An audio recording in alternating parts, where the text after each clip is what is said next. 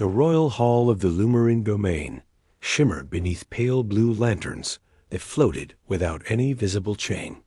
The light pulsed like a slow heartbeat, casting a soft glow across the carved pillars and the gathered nobles. Every guest stood rigid as the queen's footsteps echoed across the crystalline floor. Her silver cloak trailed behind her, gliding without friction. Rumors moved faster than light within the domain, and today the hall thrummed with a storm of them. The princess had returned home from her diplomatic journey, and she had brought someone with her. Someone no one had expected. The arrival had already caused a quake in court politics. The court knew she had gone to the Soul Frontier, but no one imagined she would return with a companion. Much less that companion. The queen reached her throne and turned with intense calm. Her voice carried without need for enhancement. "Bring them forth." Guards in crystalline armor guided the princess through the open archway. She walked with her usual regal poise, violet cape flowing behind her, antennae faintly angled in a gesture of reserved confidence. She was followed by a human man who seemed entirely unshaken by the 1,000 curious eyes fixed on him. His clothes were simple, a dark suit of woven fabric rather than shimmering robes like the Lumerin nobles wore. His posture was steady, unbowed, and his gaze quietly observant. The court could not decide if this made him brave or oblivious. Many had never seen a human in person. The stories said humans were unpredictable, volatile, stubborn, and relentless in a way no species fully understood. Some whispered that humans survived catastrophes that would extinguish others. They were rumored to wield a will so potent that it bordered on unnatural. This one, standing beside their princess, radiated an unsettling mixture of peace and strength that the nobles had not prepared for. The princess stepped forward and bowed her head. "Mother, I have returned bearing news of great significance." The queen's gaze drifted past her daughter to the human. She studied him with a depth that would have shaken most beings. "Who is this man?" It was not a gentle question. It was a demand wrapped in near hostile curiosity. The hall fell silent. Even the floating lanterns seemed to pause their gentle pulse. The princess straightened, glanced once at the man beside her, and then looked at her mother. A warm, unshaken smile rose on her face. "My spouse." The hall erupted in gasps. A few nobles nearly dropped their ceremonial staffs. The queen herself froze, her expression unreadable. Even the guards stiffened with uncertainty.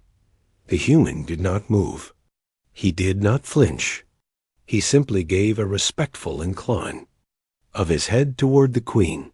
"Your Majesty." That calm greeting only amplified the chaos silently swirling around him. The queen's voice returned like the sharp edge of a blade. "You married a human without my approval." "I did." "You married a species we have no alliance with." "I did." "You married a man whose world still struggles to master safe interstellar travel." The princess paused, then nodded again. "I did." The queen was silent for a long time. The human remained still, hands relaxed at his sides, eyes focused, calm. The princess stood beside him, shoulders straight, unwavering. The nobles stared at them both, as if witnessing an impossible act. The queen gestured sharply. "All leave except the princess and her human." The court emptied in a whirl of silk and crystalline armor. When the doors sealed, the queen stepped down from her throne.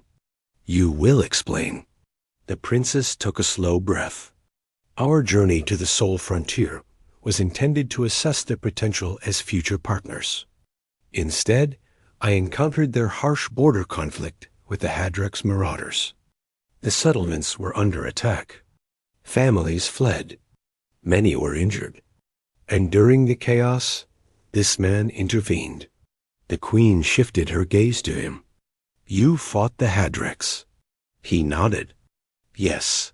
With what army? I had none." "Then how did you survive?" with caution, training, and the willingness to do what was necessary. The princess continued. He stood between the marauders and the civilians, buying them time to escape. When the largest of the Hadrex warriors attacked, he held his ground.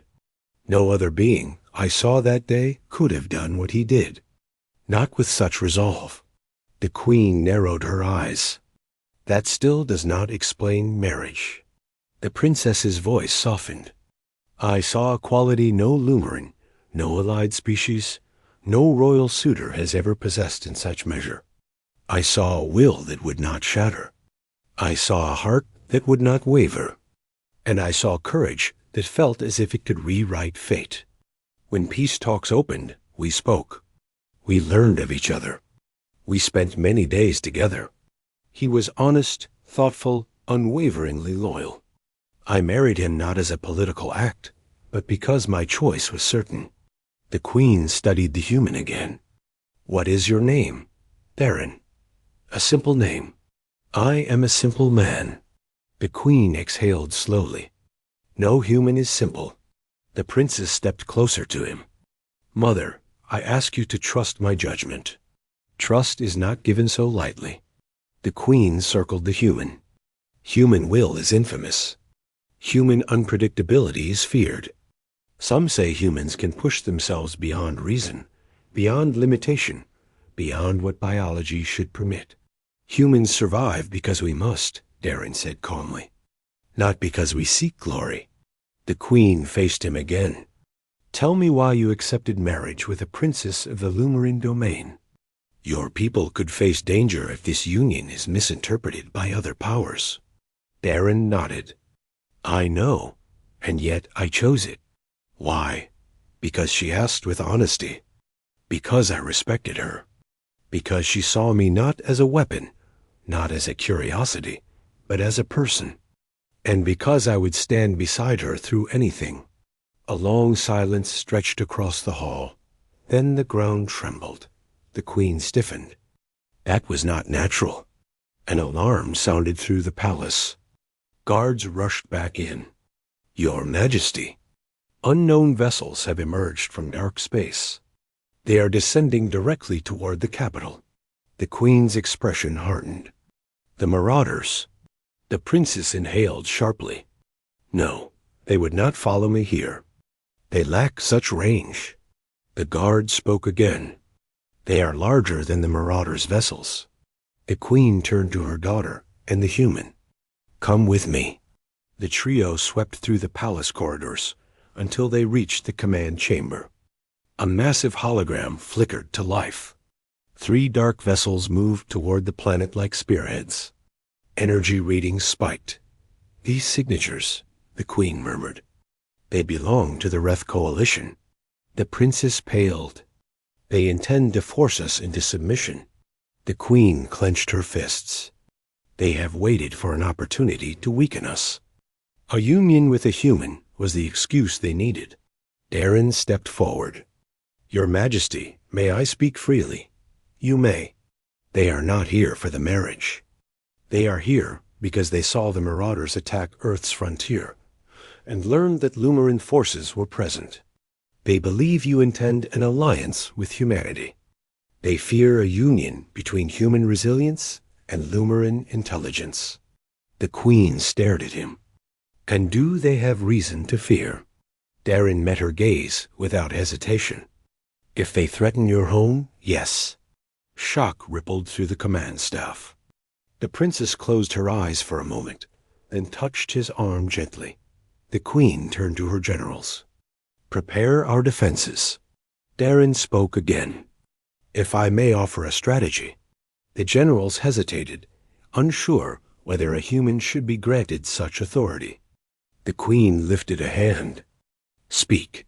Darren gestured to the hologram. The Wrath vessels rely on frontal power. Their blind zone is at the apex of their lower hull. If you angle your barrier fields and reposition your interceptors here and here, you can force them into a narrow combat corridor. They will lose their advantage. The general stared. You know Wrath tactics. Yes. How? Humans study every threat we can. Survival demands it. The Queen considered him with a new, sharper perception. You said earlier you had no army. That was true. But now I see clearly that you have something else. Something I have only heard of in human stories. What is that? Instinct sharpened by adversity. She turned to her generals. Follow his plan. The princess took Darren's hand. You will stay safe, and leave you to face danger alone. You do not need to stand on the front line. I stand where you stand. Moments later, the palace shook again. The battle had begun. From the observation balcony, they watched the sky fill with streaks of light as the Lumaran fleet rose against the invaders. The Wrath vessels unleashed barrages of plasma fire that crashed against the Lumaran shields. But the repositioned interceptors moved through the blind angles, exactly as Darren predicted. The Lumaran ships struck with precision, forcing the Wrath formation to break. The Queen watched with growing astonishment. This plan should not have worked so well. Darren did not celebrate. His gaze remained sharp and focused. They have a second wave waiting. They will strike when your forces reposition for recovery. They believe they can outlast you. The Queen frowned. How do you know this? Because it is what humans would do. As if his words had triggered them, 3 more vessels emerged from dark space. The princess gasped. They intend to overwhelm us. Darren shook his head. No, they intend to frighten you into surrender before they commit fully. They assume fear will weaken your resolve. The Queen laughed softly, a rare and dangerous sound. Then they know nothing of us. She turned to Darren. What would a human do next? Darren pointed to the approaching ships. They rely on intimidation. Break their will, and they will retreat. Strike their flagship. They will lose cohesion. The Queen nodded. Do it. The Lumaran flagship surged forward. Energy built along its cries.